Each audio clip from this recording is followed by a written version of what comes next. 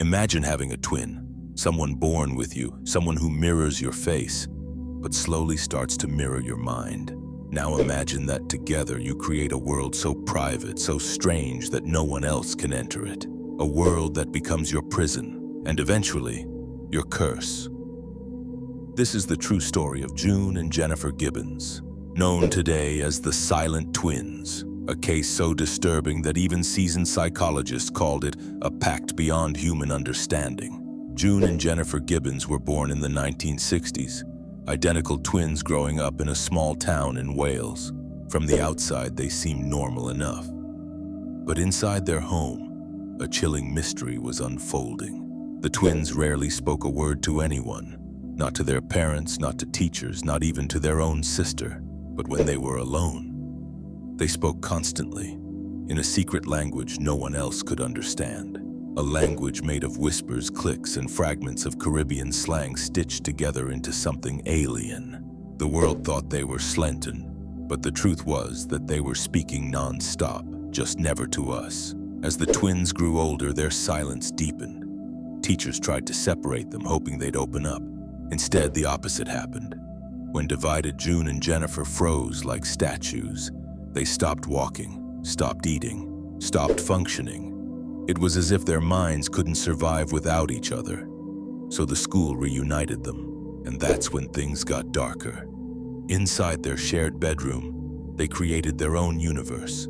Their dolls had elaborate lives, their diaries contained full novels, their notebooks were filled with violent fantasies.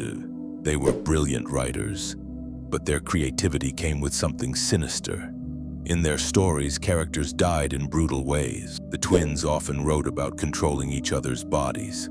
And always, there was a theme of one twin needing to dominate the other. Even in their fictional worlds, there was no space for two.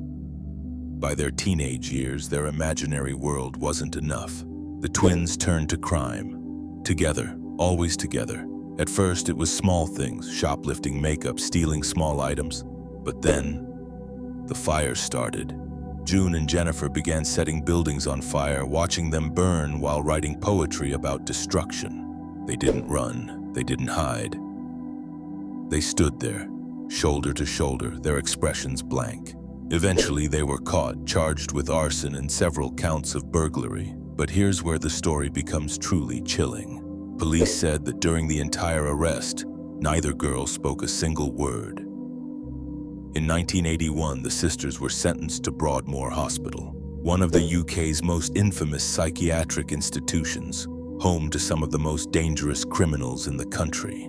Doctors expected to see fear. Instead, they saw relief. Inside Broadmoor, the girls didn't have to pretend to be normal. They didn't have to talk. They were allowed to sink entirely into their private world. But what no one expected was this. Being locked together made their relationship even more toxic.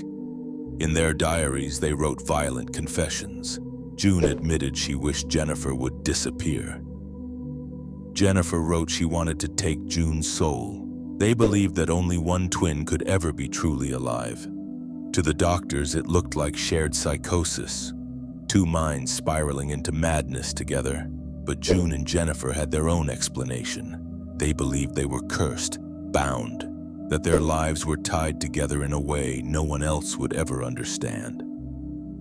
By the early 1990s, after more than a decade inside Broadmoor, the twins were finally approved for transfer to a lower security facility. It should have been a new beginning, but instead, it became the end. A journalist who had spent years interviewing the twins revealed that Jennifer told her something terrifying. "I'm going to have to die. We both know it. It's time." No one took it seriously. Why would they? Jennifer was young, physically healthy, with no medical issues. But the day the transfer happened, during the van ride, Jennifer leaned her head on June's shoulder. By the time they arrived at the new hospital, she was unresponsive. Jennifer Gibbons died suddenly at just 29 years old. The cause? Doctors couldn't explain it. No poison, no trauma. No underlying illness, she simply died. Some said it was inflammation of the heart. Others whispered the same thing June later did. Jennifer died because she chose to die.